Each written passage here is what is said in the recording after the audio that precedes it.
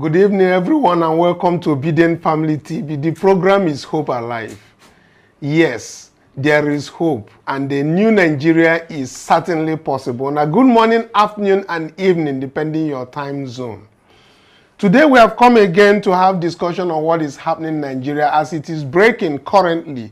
Wale Edun just presented the proposed minimum wage to Chief Bola Tinubu, who had received it at the Aso Rock Villa. That is the report that is coming on at this very time. So Wale Edun, who is the coordinating minister of the economy, has submitted the minimum wage costs. And that very proposed cost, the report coming in, is alleged to be at 105,000 naira. Well, that is what is coming on at this very hour. And we are also going to take on some other things that are happening as the Senate approves 300% pay rise for the Chief Justice of Nigeria and other judicial workers.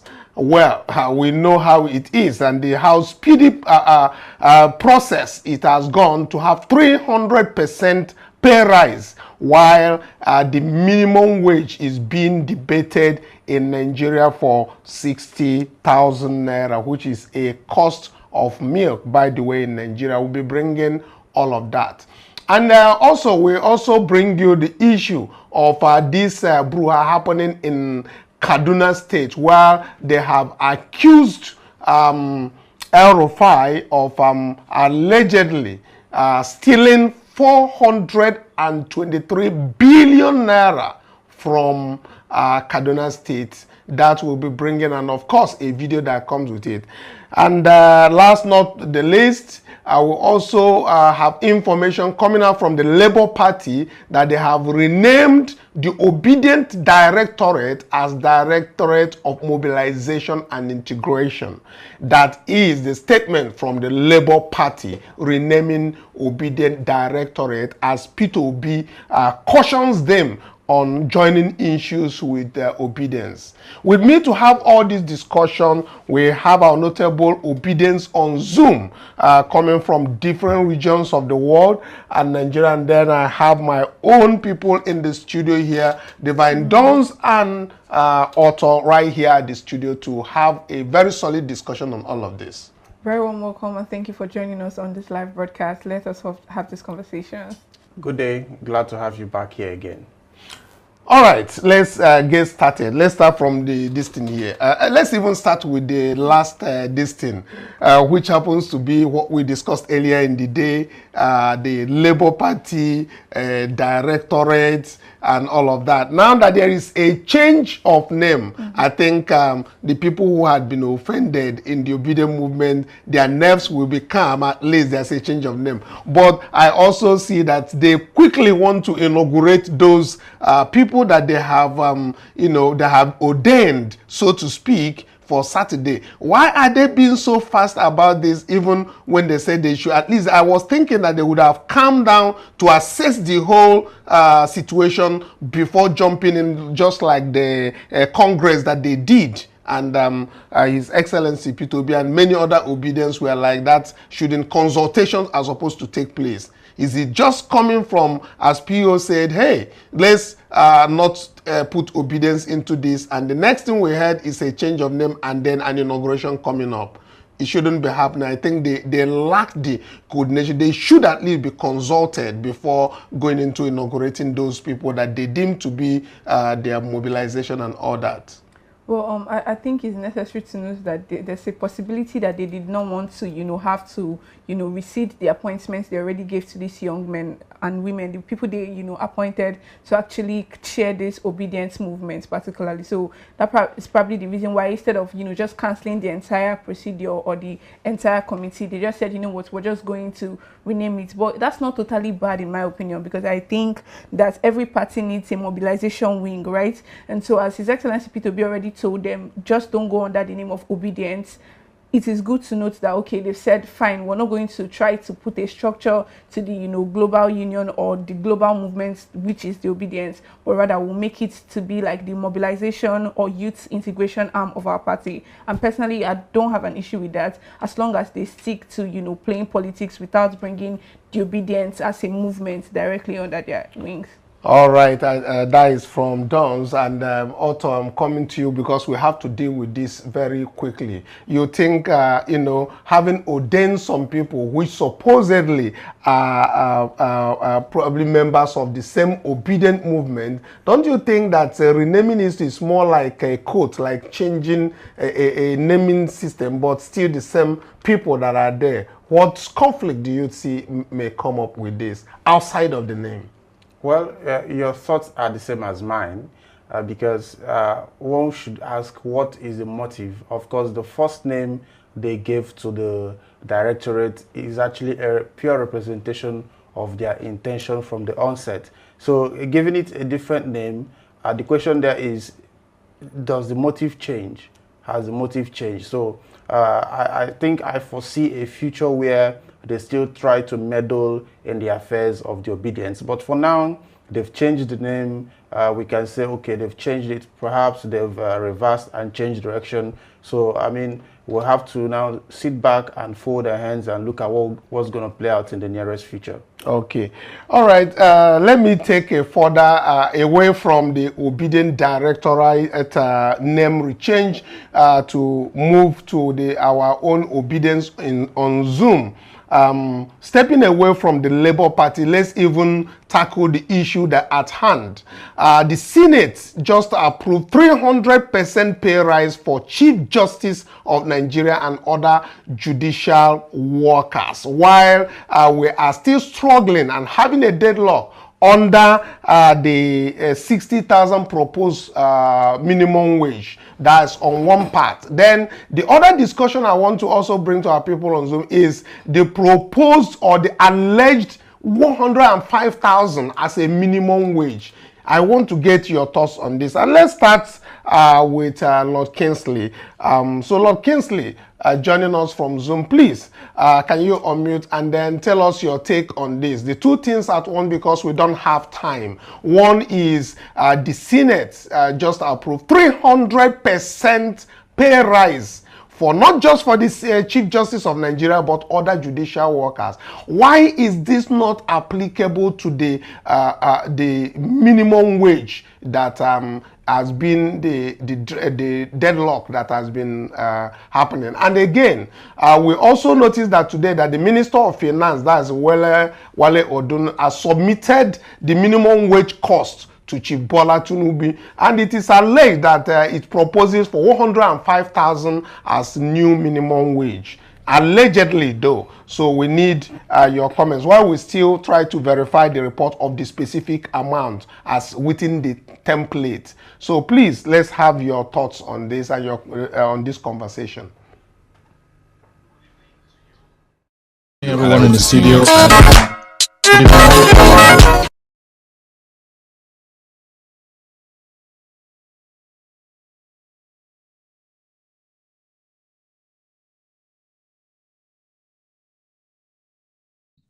What are they doing about this alleged 300%? No, that's not alleged anymore. And that's been passed by Senate.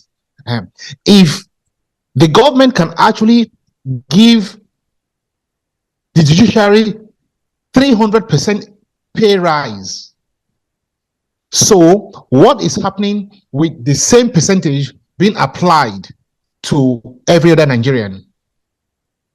What is the issue there? Why are they now debating how much to pay the fellow Nigerians? Are we not in the same country? Are we not going to the same markets? Are we not breathing the same air, buying the same petrol, driving our cars with petrol? So why should there be an increase of 300% for the judicial system, and then they are debating on what to pay the fellow Nigerian? That's a question I want everybody to think about. Then number two, now they are alleging that, okay, they have submitted 105 naira to be minimum wage. 105,000 naira. What is that still going to do for anybody? How much do you actually take to the market nowadays to say you bring back a rubber bag? Is it 105,000? Absolutely no. My initial evaluation of all this to be a minimum of 250,000 naira. Because what they are doing right now is testing the water. Testing the water with that 105, if it is true, that's what they're coming out with. They want to test the water to see what the labor union will come up with, what they will agree to. Because they know that is nonsense, so they want to test what the resilience of Nigeria will come up with. 105,000 naira for a family of about 5 or 6 people, 3 children or 4 children and father and mother. They will pay house rent, pay school fees, pay for their medicals, feed themselves, clothe themselves. No. Thank you. 250,000 minimum, or let's go out on the streets. That's my take. Let anybody quote me. Take. Yes, so okay. Let anybody quote me. Very well. Very well. I just want us to also take into cognizance the fact that the 105 is allegedly the amount stipulated by the reports that are coming in. It has not been verified. And if I do always have a discussion with Divine in the studio, I always tell her that my expectation from this government will not go anything above 100.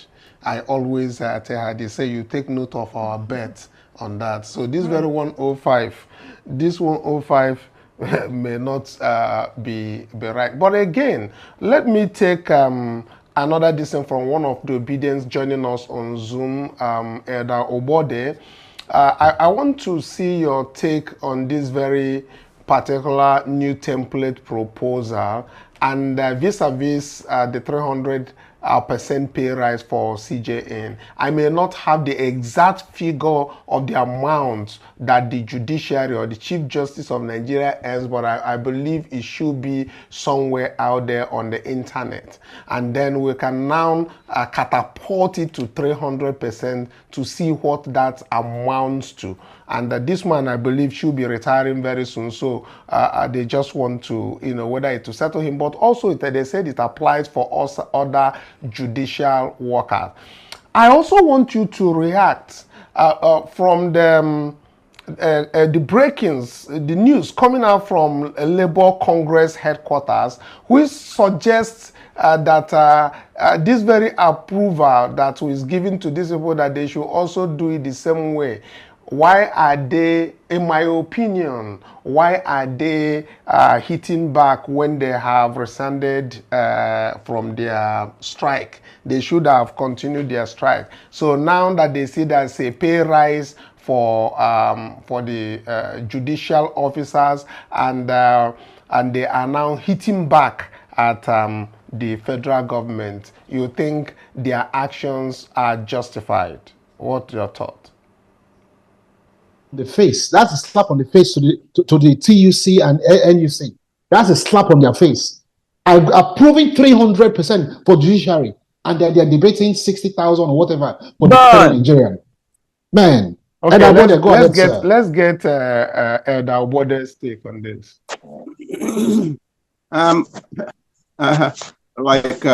We know, but the judiciary, they're government workers, aren't they?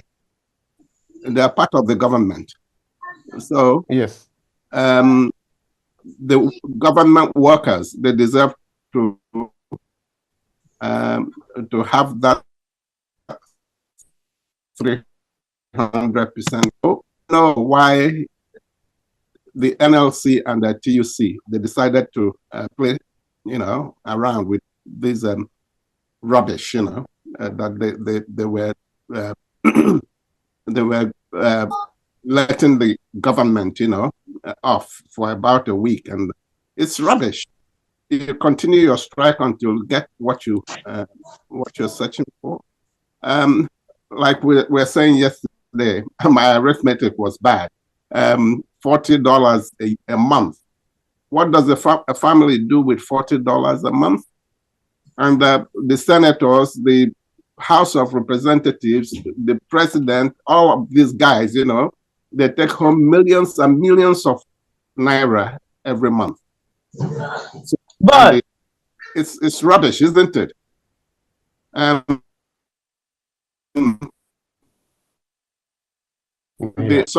They cannot fight for any ordinary person in the street, you know. They just okay. I begin to believe that they've taken some money as well, because this normally happens, you know.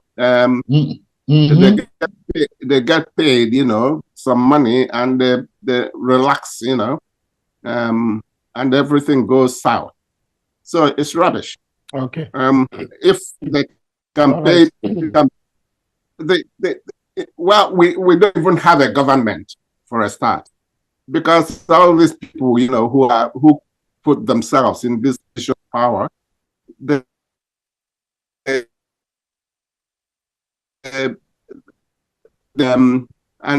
we shouldn't have them in that position, in those positions. So they all and there were some break-ins on your communication. Here, let's take one from Winnie Kelly, who is joining us, especially as Winnie Kelly is from Cross River State. I want to add something to Kinewele, which has to deal with Akpabio, who is seeking to bring up a motion to ban industrial actions following the NLC strike. As you recall, during the NLC strike, the Senate President Akpabio said that very strike amounts to economic sabotage because of the NEPA light was actually switched off across Nigeria. The darkness that engulfed, they said, is that. So I also want you to add, bearing in mind that Akpabio is your brother. So do you really think that this Akpabio seeking to ban industrial action is not, are they not the ones making law? To know that the Nigerian people need to breathe. I know that there's a time that Akpabio said, let the Nigerians breathe. But now he wants to ban industrial action, meaning he does not want strike actions to happen in Nigeria. I think this needs to be resisted. So add this to the other questions of the Senate approval of the same Senate approving 300% pay rise, and also the 105,000 naira alleged to be the minimum wage template passed to Chief Bola Tinubu. Kinewele, please unmute and talk to us. All right.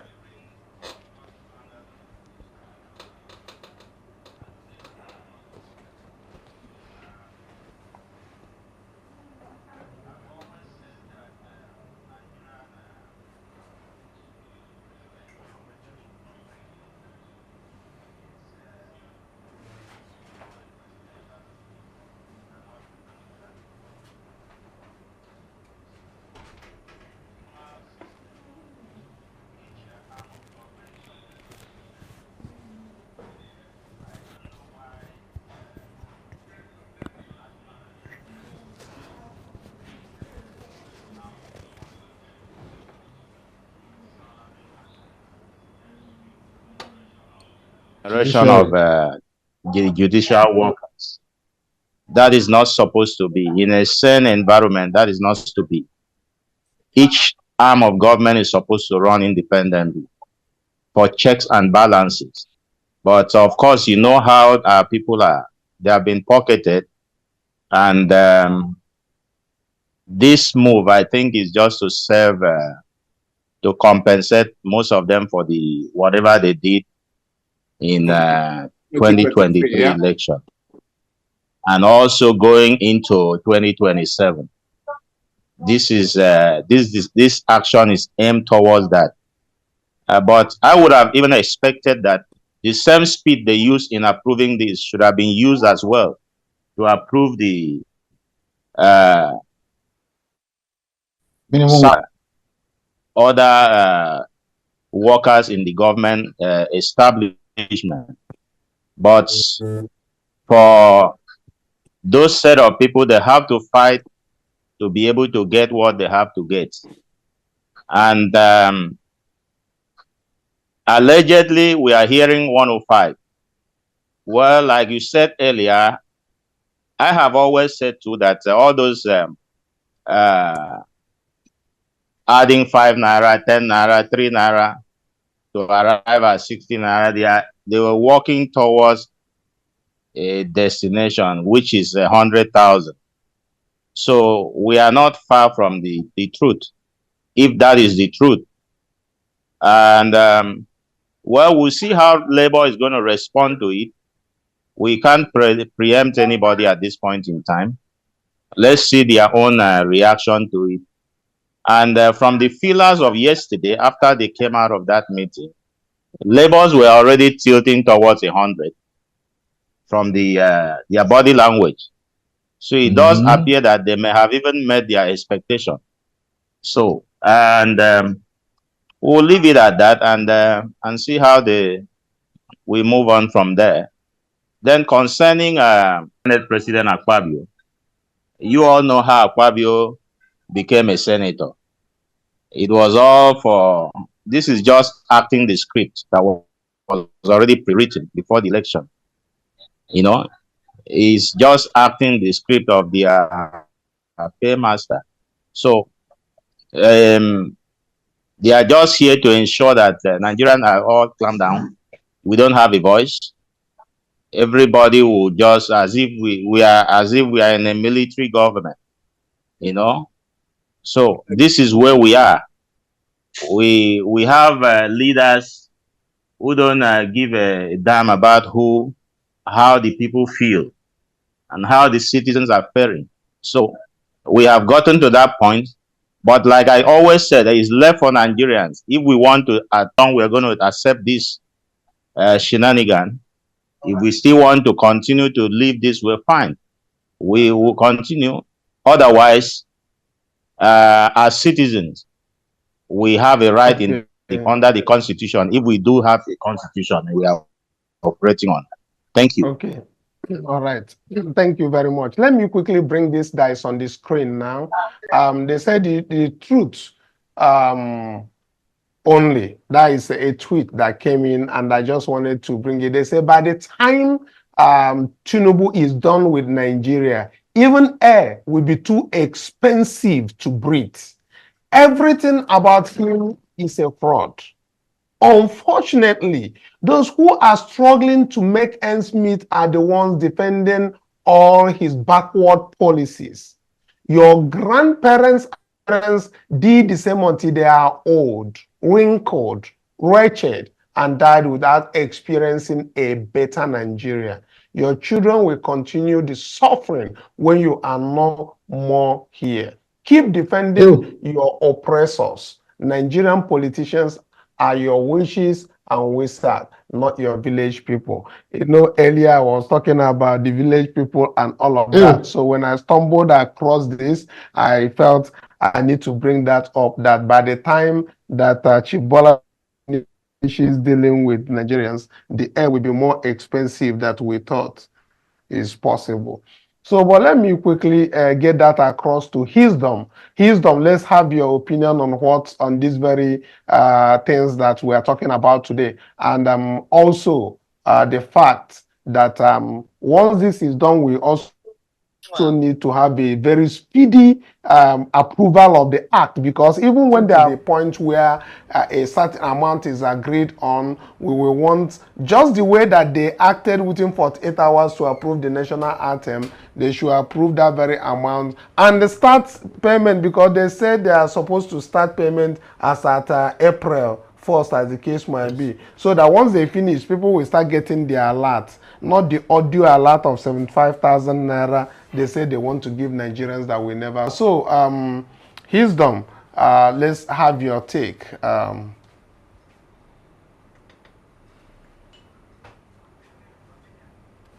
Good evening. Points. Please give me some time to get myself acquainted with what is going on. Okay. I greet everybody. Okay. All right. Well, let's come back to the studio before we continue. So the only thing that we treated in the studio when we started has to do with the Obidient Directorate and all the above. But right now we have the other things that has to do with the 300% increase that we have mentioned, and we're getting our people on Zoom who are commenting on that. And then we're looking at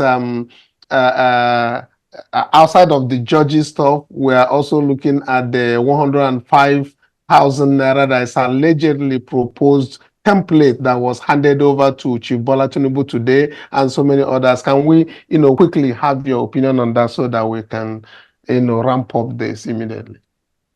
Well, basically, the conversation about the 300%, increase of the judicial officers' wages, I think basically is them trying to, like the person on Zoom said, probably, would I say, compensate them for whatever role they played in the 2023 general elections, right? And so this just goes to show that there's a disparity among, the Nigerian labor class, basically, because these are all government workers and these are all part of the Nigerian labor force. The fact that we have a group of them getting the better end of the bargain, while other, Nigerian workers don't actually have anything going for them. Over 300% increase just shows that they have the money to actively pay Nigerian workers the money that they deserve to be paid without even, batting an eyelid. But they are just, focused on the group of people that they think they can get favors from. Because, I mean, these are the people that head the courts they go to for favorable judgment. So it makes sense why they want to be on their good book. So I think that is what's going on with the 300% increase. All right. Otto, let's get your take on this. But I need you to bear in mind that judicial workers, especially judges, needs to receive a very good salaries to be. Let's get that clear. Yes. Now, I want us to just oppose that against the minimum wage. So if good for Bala is good for Bulus, yes, normal adage that we all use. So if they are raising the bar at 300%, I think the workers on, which is very, very low over time, should go towards that. Yes. Because why I said I'm not against their 300% increase on the judges, if that will make them to give justice to the ordinary man, then let it go ahead. Even 500%, no problem. But that is if they will no longer be going to collect a gunje at the back to give wrong judgments. That is okay. But let also make out the same equation to the Nigerian workers, which are the lowly people. And if you also note that, do you know that this needle that goes, the milk, the needle, the nasal, as much as I may not want to market anybody's product, do you know that it goes above 60,000? I think it's being sold. Yeah, it's on the screen right now. It's sold at 61,260. Yes. And of course, that is the size want to give one person for a family. Just one needle. That is what, as we are seeing in the screen. For those of people who are actually defending that. So let's have your take on these two things, the 105, the judicial increase, and all of that. So we will attend to the both so that we can move forward. Okay, well, like you rightly said, these are the guardians of our law, and they are officers in the temple of justice. And of course, they should be well taken care of. But you see, in the light of justice and fairness, it is only proper that the same process, the same speed that was applied to their case should be, reciprocated and duplicated in other processes, so that you don't see chief justices going on protests for their salary to be increased or for their remunerations to be increased. So I think that it is important that the same way that they were handled is also the same way that the workers should be handled. Because truth be told, they can't function without the workers. The ministries can't function without the workers. True. The courts can't without the workers. You know, all the parastatals of the government, none of them can effectively function without these people. So they need proper care. And then coming to the issue of the 105 and all that, well, I'm sensing foul play, because what is the aim, what is the goal of you know, the federal government coming up with their own proposal? Who are they proposing? Are they proposing it to the government, to Mr. President? No, I think the minister, the coordinating minister of finance, Wale Dun, is presenting, because as at the last meeting they had, they asked them to Chief Bola Tinubu asked them to go yes, back. I'm aware of that fact. Get that. So it's more like giving him what they feel. I'm aware. Yes. I'm aware of the facts. Okay. I'm aware of the facts. Okay.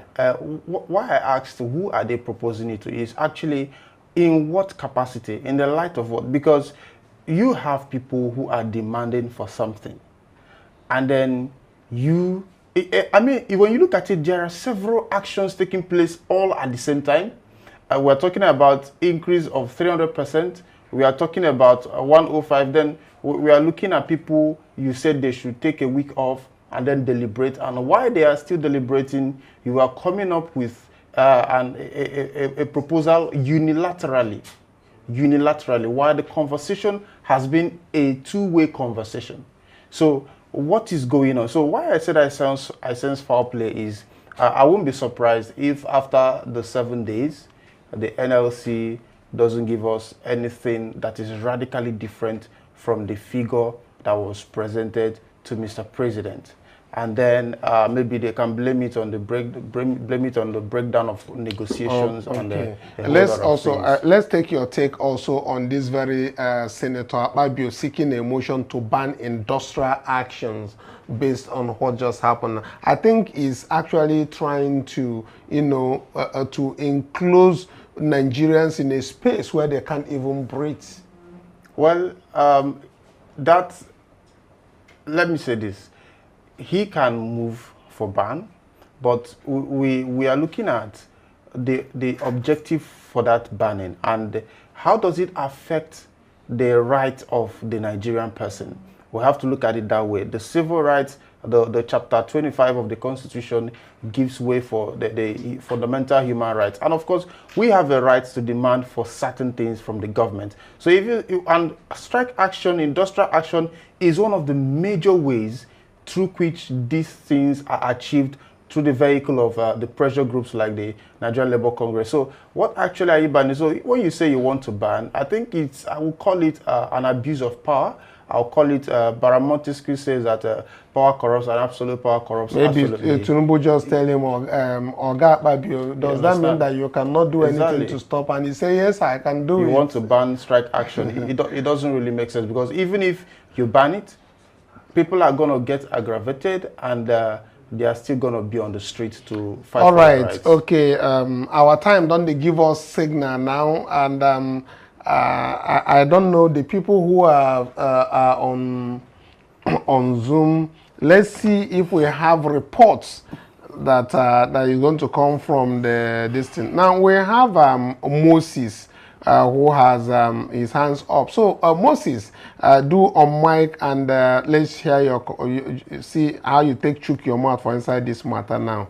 So Dr. Moses, please, let's hear from you. And all the listeners, speakers, and viewers. Yes, let me start with the issue of judiciary. You know, in Nigeria, you can undermine the power of the judiciary because you have a situation where politicians are not ready to play by the rules of democracy, by the ideas of democracy. So how can you strengthen yourself? You must first and foremost sustain an institution that will legalize your illegalities. That's number one. So even if you ask the National Assembly to make the salaries of judicial officials up to 300 or 3,000%, they will still do it, because that's the only institution that can legalize their illegalities. So take it or leave it in Nigeria. It is possible.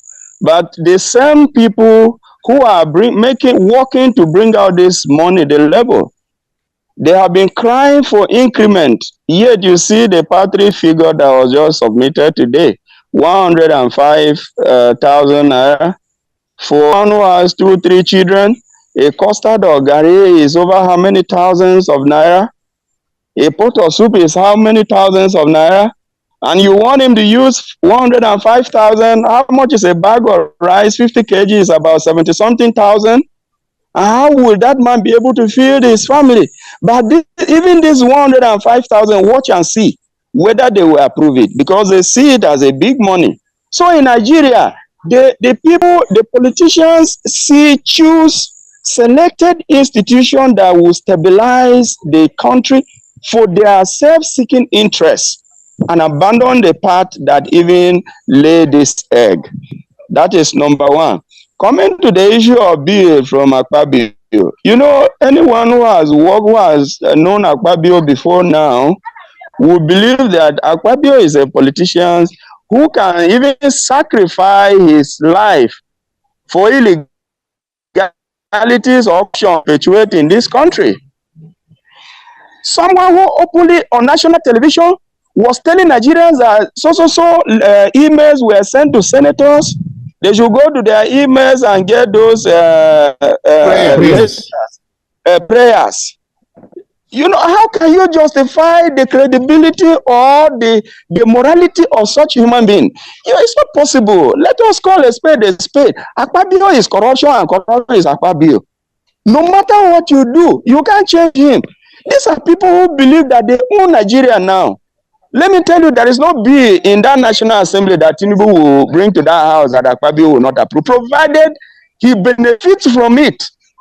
I can even tell you that he may be worse than Ahmed, who was under the Senate President under Buhari. The only challenge with one is that their bill were in Nigeria and handing it over to Fulanis. That's the only thing. The case of Akpabio is institutionalizing corruption and making it function in the favor of politicians. So you can't take all these things away from these people.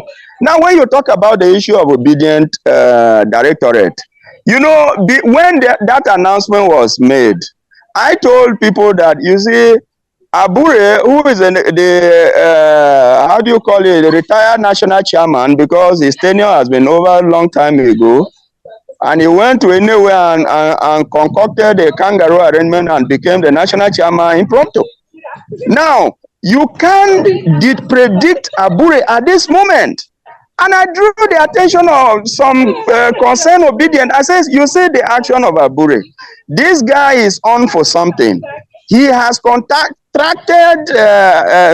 has contracted him, and he is indirectly trying to destroy this movement. Assimilating Obidient under the directorate in LLP is automatically raising the hammer of war on Obidient movement, and the people will not sit and fold their hands to allow it to happen. And once they revolt, there is going to be a counter reaction, and that has come to play today.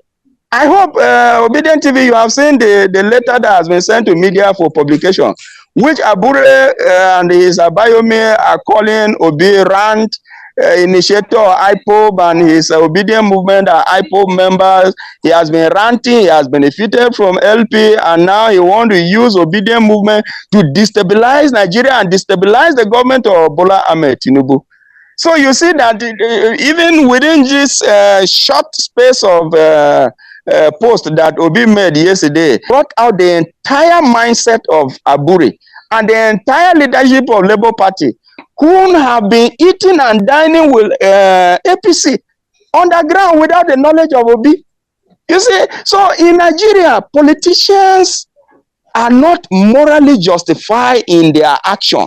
There is no morality in Nigerian politics. I wrote about the basis of political power in Nigeria in my master's project, and I said that there is no iota of morality or rationality in the heads and actions of Nigerian politicians. They don't think about tomorrow. They believe about what serves their interests and their parents and their families. So whatsoever Labour Party has been doing, we knew But it has come to limelight today when they said that Obi want to use Obidient movement to destabilize the government of Bola Tinubu. So you see, their antics have come out. Just one Twitter post yesterday, Obi dropped, telling them that you can assimilate Obidient movement in Labour Party. This is an independent movement, and that becomes a big problem. They have all come out with full force, attacking, insulting PO and the Obidient movement, members of Obidient movement. So you see, we are in a country that is quite dicey. If you want to discuss the issue of this country, I tell you, you will spend 1 million hours on Twitter space, yet you can't even take quarter of the problem in this country. It's quite unfortunate. Thank you very much, Dr. Anongo Moses. Thank you so much. We believe that whatever is going on with Labour Party by tomorrow, we'll see what their statement will come. But the statement that is coming out from the Labour Party that is published on their X platform is that the party has just renamed the Obidient Directorate as Directorate of Mobilization and Integration. Of course, that is what is official to us. Until tomorrow, we'll get more reports coming in to see if there is any of such name calling, and then we can take them up on that. Clear as our time is going very far, look at Mark Simplicity, who I believe is joining us from Edo State. And I believe Edo State is a hot zone now due to the political things happening there. So, Mark Simplicity, please do unmute and tell us how the atmosphere and of obedience in Edo State and its environs are, and also probably quickly use 1 minute to summarize your own take on the subject here.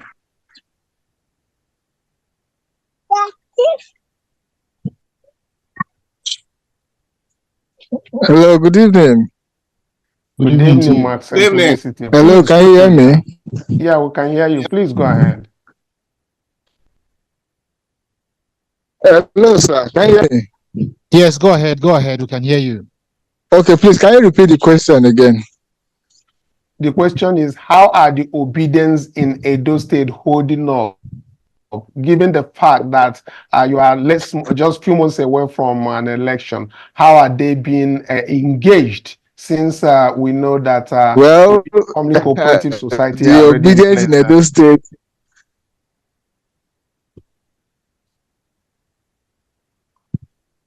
Yes, the obedience in Edo State are very active as always. You know, Edo State is a hub for the obedient movement. Though I listened to the last speaker when I was talking about our hero's statements at Twitter space and how people are categorizing it. Well, it is expected, but rest assured, the obedient movement, just like His Excellency has said, the obedient movement is bigger than anywhere that it should be cornered anywhere. But in Edo State, as we speak, the obedient movement is strong.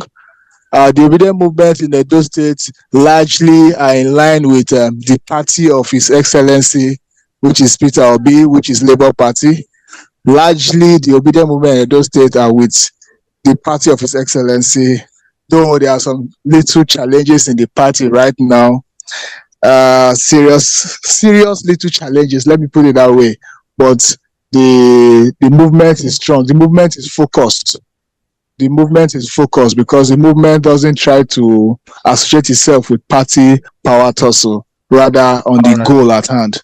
And most of the persons who have identified with the Labour Party in Edo State, they are focused only on the goal. So that means the obedient movement is more organized. Candidate holding on. I hope he's still communicating with the obedience so that the obedience in Edo State will do the needful.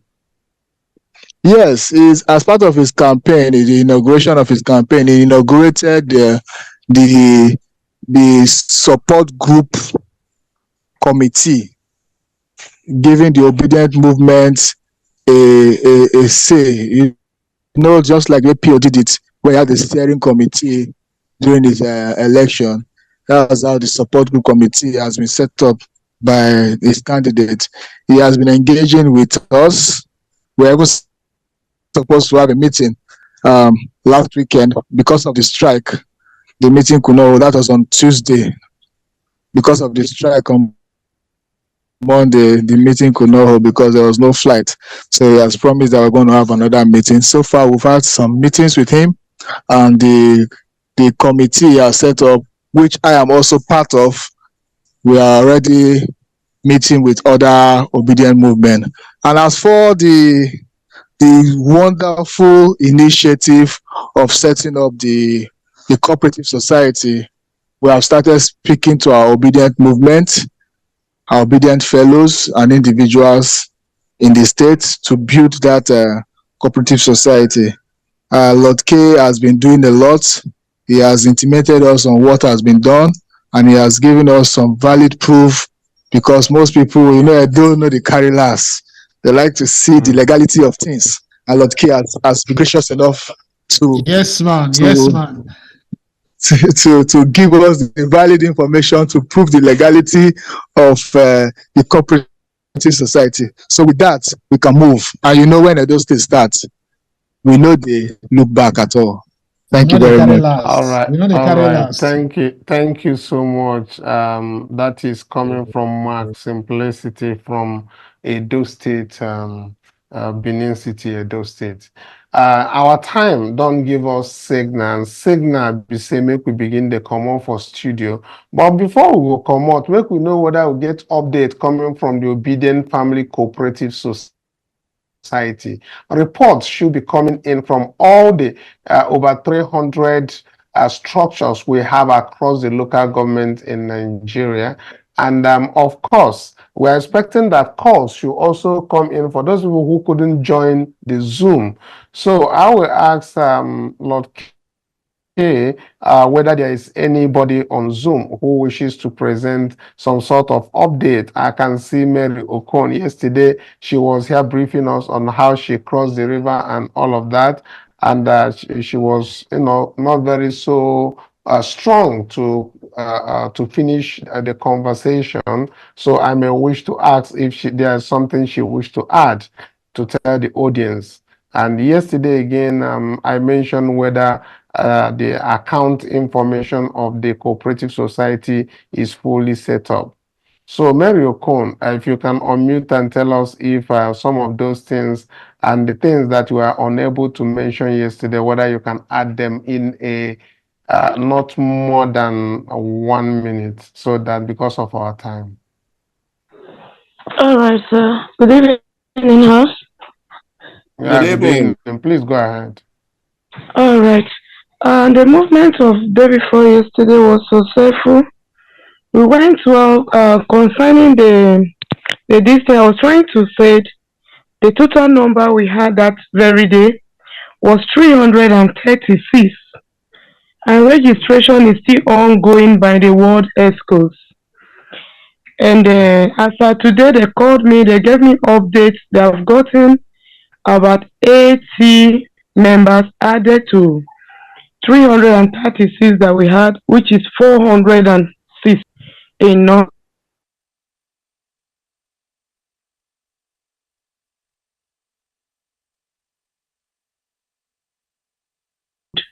The PIN, sorry, that the bank demanded, expecting to get our account number officially tomorrow by the grace of God. So I think for now, that is the update for today. I'm resting. There's no any movement today. Believing tomorrow. Okay. Let me quickly add how many in total, because I didn't hear that part. How many in total obedience in Yala local government of Cross River State do you have as members of the Obidient Family Cooperative Society within how many political wards? Because I understand you said you already making up the ward executives and all of that. So total is how many within how many wards? Okay, within 5 wards, we have gotten 3,084 numbers. Okay. Yes. Within 5 wards. Yes, 5 sir. wards, and you have a total of how many wards in 15 wards, Yala sir. local government? 15. 15, sir. Yes, sir. Oh, wow. Okay. Thank you very much for that very update. We'll follow up with you guys. You are doing wonderfully well, and I believe that if more Obedience are able to engage like you are engaging, we'll have much more Obedience in their rural areas joining up these cooperatives and seeing how they could come up with their proposals on the type of business that they do in their local areas, which needs support, so that we can project it through the Obedient Family TV, so that we can be able to get people who will support them in their businesses, whether in form of grants, loans, as the case might be. Well, thank you very much for coming to give us this update. So finally, our people, whether you watch from anywhere, make una like, make una share, so that other Obedience go know wetin dey happen. Say the Obedient Family Cooperative Society is where we all need to be, because it's something that is a product of the Constitution of the Federal Republic of Nigeria, which we are using as a framework, a structural framework for us to have something to have a handshake with our various state governments. And that's why it is purely for welfare, and we want Obedience to connect to each other, to be together, to be able to survive these remaining 3 years, and of course working towards defining our options for 2027. Until tomorrow, when we come your way again. Bye for now. I will urge this House, with the speed with which we pass the national anthem, that we should also recall the Minimum Wage Act, reconsider it, and with that same speed, pass that act and ensure that we give the Nigerian worker a living wage in that act. That is the only way. First is welfare, security. This is what is enshrined in the Constitution. And so I want to say with those who are of the opinion that this matter should be resolved as quickly as possible through every other means to ensure that we have a peaceful nation. Mr. Speaker, the law of Nigeria recognizes that as a person, you are entitled to 1 wife, 4 children, and then your mother and father. These are the things that you are entitled to take care, even in the tax relief or whatever. These are the indices and the factors given to us. And so by implication, you are supposed to have that minimum wage that will cater for this number of persons. And I want to say that, sir, yes, government have tried in the past, but then we have to do a lot. Has to look at section 16, 2D of Nigerian Constitution. It says that suitable and adequate shelter, suitable and adequate food, reasonable and national minimum wage shall be provided for the Nigerian worker. So paying a living wage, and I know everybody here understand what living wage means. There is a difference between minimum wage and living wage. What Nigerian worker. During the plenary, the committee chairman Henry Zakaria presented the findings. He stated that many loans obtained during El-Rufai's administration were not utilized for their intended purposes, and due process was often bypassed. That the governor of Kaduna State, between 29 May 2015 to 29 May 2023, as the chief executive officer of the state, breached his oath of office contained in the 7th schedule to the Constitution of the Federal Republic of Nigeria as amended, and failed to exercise due diligence in the administration of the state, thereby indulged in plunging the state into unwarranted, unjustified, and fraudulent domestic and foreign debts over and above the total loans obtained by Kaduna State since 1965 to 1999, and majority of which were obtained without due process. Speaker of the Kaduna State House of Assembly, Yusuf Liman, who received a report, revealed that a total of 423 billion naira was allegedly siphoned by El-Rufai's administration, leaving the state with substantial liabilities. Devious transactions, suspicious transactions, diversion, directly or indirectly, through different accounts by using special SPV account to siphon some of or most of all these monies extracted from same statement of account of various individuals, companies were detected. The committee recommended that El-Rufai and other implicated cabinet members be investigated and recall that in April, a 13-man committee was set up to investigate loans, grants, and project implementations from 2015 to 2023 during El-Rufai's tenure as governor.